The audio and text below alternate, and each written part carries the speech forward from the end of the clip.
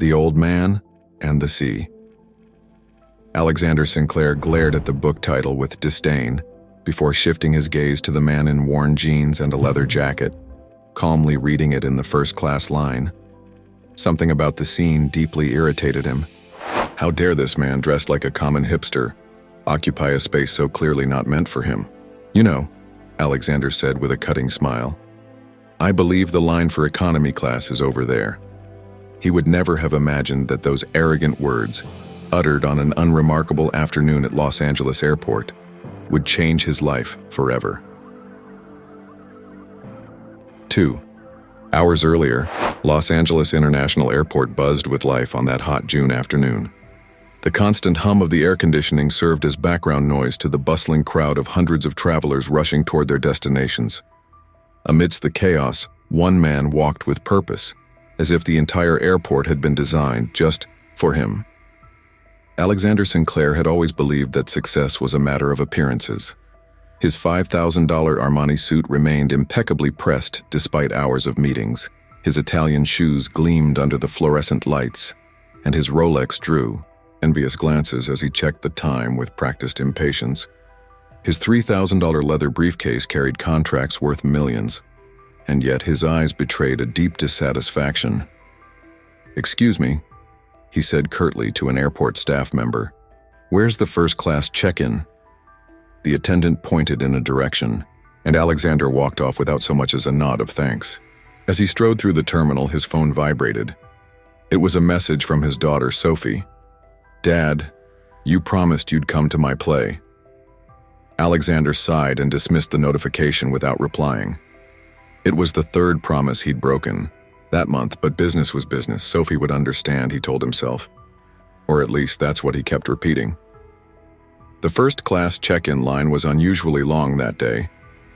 Alexander joined the queue, casting disapproving glances at the people ahead of him.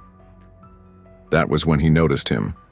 A man dressed far too casually, in worn jeans, a black t-shirt, and a leather jacket that had seen better days. He carried a well-used backpack and was quietly reading a book. The Old Man and the Sea by Ernest Hemingway. Alexander read aloud to himself, raising an eyebrow. The man seemed entirely out of place in that line. Alexander cleared his throat, trying to get the man's attention. "You know," he said in a condescending tone, "I believe the line for economy class is over there." The man looked up from his book, his dark eyes calm and unwavering. A faint smile tugged at his lips as he replied, "Thanks for the information, but I'm in the right line." There was something unsettling about those eyes, a quiet confidence, unpretentious but as solid as stone. The man returned to his reading, but Alexander couldn't let it go. "It's fascinating how some people," Alexander began with a razor-sharp smile, "seem so out of place in certain environments." The man gently closed the book, sliding a well-worn bookmark between its pages. "It is fascinating," he replied calmly. "I often wonder who decides which places are right for each of us." The response hit Alexander like a slap. Who did this hippie think he was with his philosophical replies? Before Alexander could retort, the line moved forward and the man stepped up to the check-in counter. Alexander watched as the attendant greeted the man with a professional smile. To his surprise, there were no issues or debates. The man handed over his passport and received his first-class boarding pass without the slightest difficulty. As he waited for his turn, Alexander noticed something peculiar. Other passengers were looking at the man with what appeared to be respect. Some whispered to each other, discreetly pointing at him. Alexander shrugged it off, attributing their reactions to the absurdity of the situation. After all, who would ever allow someone dressed like that to fly first class? The departure gate was yet another testament to the absurdity of the situation. The man with the backpack sat calmly in one of the plush chairs reserved for first-class passengers, resuming his reading as if it were the most natural thing in the world. From a distance, Alexander watched him, feeling a growing irritation he couldn't quite explain. His phone buzzed again. This time it was an email from his ex-wife. "Alexander, Sophie is really disappointed. This is the third time this month. You can't keep doing this." He dismissed the notification again, but a pang of guilt stabbed through his chest. Boarding began on time. Alexander joined the line, keeping a close eye on the mysterious man a few spots ahead of him. As they walked down the jet bridge, Alexander double-checked his seat number. 2A. A perfect seat, he thought. Exactly what he deserved. But fate had other plans. When he reached his seat, he found the man with the backpack settling into the seat next to his, 2B. Alexander felt his blood run cold. This must be a joke, he muttered under his breath as he stiffly slid into his seat. The man turned to him with a warm smile. Looks like we'll be travel companions. Alexander responded with a grunt, pulling his laptop from his briefcase. He needed to focus on work, to ignore this interloper in his space. But something about the man unsettled him. As the plane prepared for takeoff, Alexander couldn't stop glancing at his neighbor. The man exuded a calmness that irritated him to no end. How could someone dressed like that be so at ease in first class? You know, Alexander finally said, unable to help himself. People in first class usually maintain a certain standard. The man closed his book again, this time more deliberately. Standards are interesting, he replied. They often tell us more about those who set them than those who are meant to follow them. Alexander felt his face flush. Who was this man to lecture him? He, Alexander Harding, had built an empire from scratch. He had started in a tiny office behind a storefront and now ran one of the largest consulting firms on the West Coast. Look, Alexander said, his tone dripping with condescension. Maybe in your world things work that way. But in the real world, in the world of business, appearances matter. Respect is earned. The man regarded him with genuine curiosity. And, do you feel respected, Mr. Harding? Alexander Harding, Alexander replied automatically, caught off guard by the directness of the question. Do you feel respected, Mr. Harding? The man repeated. Or do you feel feared?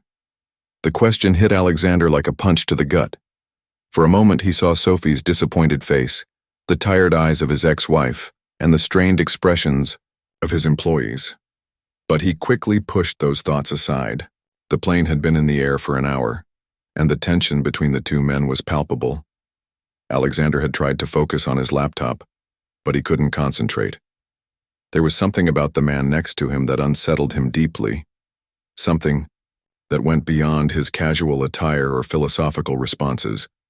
A flight attendant approached with the drink cart. "What can I get you, sir?" she asked Alexander. "Champagne," he replied curtly. "The best you've got." The attendant nodded and turned to the other passenger. Her face lit up with a smile of recognition. "Mr. Reeves, it's such a pleasure to have you on board. The usual sparkling water?" Alexander froze. Reeves. His brain began to process the information frantically as the man nodded kindly to the flight attendant. "Yes, thank you," he replied with a genuine smile. Alexander felt the blood drain from his face. Keanu Reeves. He had spent the last hour acting condescending toward Keanu Reeves, the multi-million-dollar actor, world famous for his humility and kindness. The flight attendant served their drinks and moved on, leaving Alexander alone with his crushing realization. His champagne remained untouched as he scrambled to find the right words. I had no idea," he stammered at last. Keanu turned to him with the same calm demeanor as before. Would it have made a difference? The question hit Alexander like a lightning bolt. Would it have made a difference? Did the fact that the man beside him was a Hollywood star change anything about how he had treated him? I'm sorry, Alexander said, his voice trembling slightly. I acted like an idiot. Keanu observed him for a moment before replying. You know, Mr. Harding, people often wear masks. Some are made of expensive suits, others of humility. The difference lies in what they're hiding. Alexander felt a lump in his throat. He thought of all the times he had judged people based on appearances, of all the broken promises to his daughter, of the relationships damaged in his relentless pursuit of success. How do you do it? He asked finally. How do you stay like this, like what? So authentic. You could have anything you wanted, and yet, Keanu smiled. Maybe the real question is, what are we trying to buy with all these things? Happiness? Respect? Love? Keanu's words echoed endlessly in Alexander's mind. For the first time in years, he allowed himself to truly look inward. His phone vibrated once more. Another message from Sophie. With trembling hands, Alexander opened it. Dad, I know you're busy, but I miss you. The play is in 2 days, please. Keanu noticed the shift in Alexander's expression. Something important? My daughter, Alexander replied, his voice breaking with emotion. She has a school play. I promised I'd be there, but I have an important meeting and what's more important? Keanu asked gently. Alexander stared at his phone, seeing his reflection in the black screen. Who had he become? When had he started measuring his worth by the price of his suit? You know, Keanu continued, I've learned that life isn't measured by what you accumulate, but by what you leave behind for others. I'm not talking about material wealth, but moments, memories, love. Alexander felt his eyes well up. I've lost my way, he admitted at last. I thought success was all that mattered. I thought if I had enough money, enough power, everything else would follow. It's never too late to change course, Keanu said. The important thing is recognizing when you're headed in the wrong direction. Alexander looked at his daughter's message again. Taking a deep breath, he began typing. A response, Sweetheart, I'll be there. I promise I won't miss it this time. The plane began its descent. Alexander felt different, as though a tremendous weight had been lifted from his shoulders. He glanced at Keanu, who had quietly returned to his book. Mr. Reeves, Alexander said, thank you, not just for the lesson, in humility, but for helping me see what I was missing. Keanu closed his book and smiled. Sometimes we need a stranger to show us what's been right in front of us all along. As the plane touched down, Alexander made a decision. He pulled out his phone and began composing emails, canceling the important meeting, rearranging his schedule, delegating tasks. For the first time in years, he put his daughter first. As they exited the plane, Alexander watched as a few fans timidly approached Keanu. The actor stopped for each of them, smiling, taking photos, signing autographs.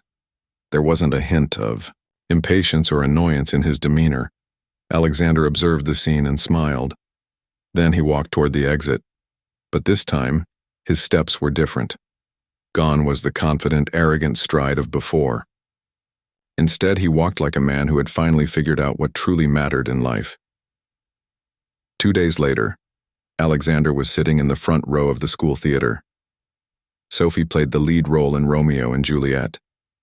When she spotted him in the audience, her face lit up with pure joy. In that moment, Alexander realized that no $1 million contract, no expensive suit, no luxury watch could ever compare to the value of that smile. That evening, as he clapped for his daughter on stage, Alexander thought back to his encounter with Keanu Reeves. Sometimes the most important lessons come in the most unexpected ways and from people we least expect. True wealth, he had learned, isn't measured in dollars but in moments like this.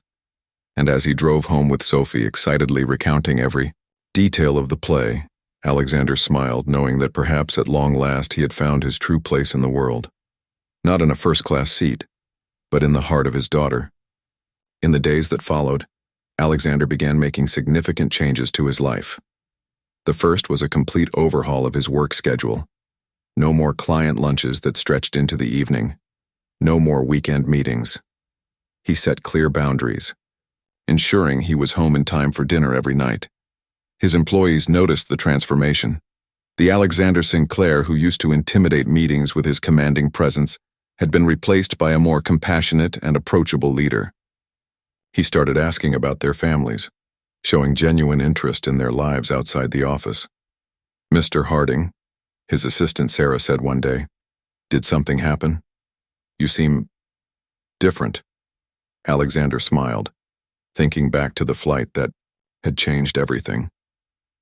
"Let's just say I had an eye-opening encounter," he replied, "and please call me Alexander." Sarah was speechless. In 5 years of working for him, It was the first time her boss had asked her to use his first name. But the most meaningful change was in his relationship with Sophie. Alexander began dedicating time to her every day, not just on weekends. Evenings became special moments, helping with homework, watching movies, or simply chatting on the couch. Sophie thrived under this newfound attention, and their bond grew stronger with each passing day. One afternoon, as Alexander was helping Sophie with her math homework, she asked him an unexpected question. "Dad, what made you change your mind?" "What do you mean, sweetheart? Before you were always busy, always on your phone. Now you're here, really here." Alexander set down his pen and looked into his daughter's eyes. "I met someone who helped me realize I'd been looking for success in all the wrong places. You know, I used to think respect was earned with money, with power. But I've learned that true respect comes from how we treat others and how we spend our time." 6 months after his encounter with Keanu Reeves, Alexander found himself back at Los Angeles airport. This time, though, it felt different. He still wore an elegant suit, but he no longer felt the need to flaunt his status. As he waited in line for the first-class check-in, he noticed a young executive casting a disapproving look at an older man dressed modestly. The scene reminded him all too well of himself 6 months earlier. He quietly approached the young man. "You know," he said with a kind smile, "sometimes the most extraordinary people are the ones who don't feel the need to prove anything." The young man looked at him surprised, then lowered his gaze, perhaps recognizing the truth in those words. That evening, back home, Alexander found Sophie watching a movie. It was The Matrix. "Hey," he said, smiling, "I know that actor." Sophie looked up. "Keanu Reeves? He's awesome, isn't he? I read that he's super nice in real life." Alexander sat down beside her. "Yes, he really is." He paused. "You know, it's thanks to him that I'm here now." Sophie gave him a puzzled look. "What do you mean?" "It's a long story," Alexander replied. "But let's just say, he taught me that true wealth isn't measured in dollars. It's in moments like this." As they watched the movie together, Alexander reflected on how much his life had changed in just 6 months.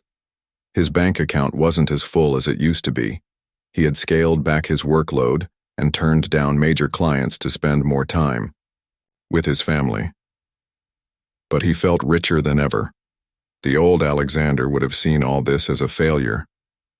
But now he knew that real success wasn't measured by numbers on a balance sheet. It was in the smiles of those around you, the peace you feel when you go to sleep at night, and the joy of watching your child grow up. His meeting with Keanu Reeves hadn't just been a lesson in humility. It had been a turning point, a moment that allowed him to rediscover his humanity. And this, Alexander now understood, was the greatest wealth of all. This story reminds us that sometimes the most important lessons come in the most unexpected ways, and that it's never too late to change and become a better person. Because, in the end, it's not how much we earn or what we own that matters. It's the positive impact we have on the lives of others. The next time you're tempted to judge someone by appearances, take a moment to reflect. True greatness isn't in what we show to the world, but in how we live and treat those around us. Thank you for listening to this story. If it moved you, don't keep that feeling to yourself. Share it with someone who might need it. Leave a like and subscribe to the channel for more stories that inspire and make you think. And in the comments, tell us, when was the moment you realized what really matters in life? Remember, sometimes it only takes a simple gesture to change everything. Make a difference today.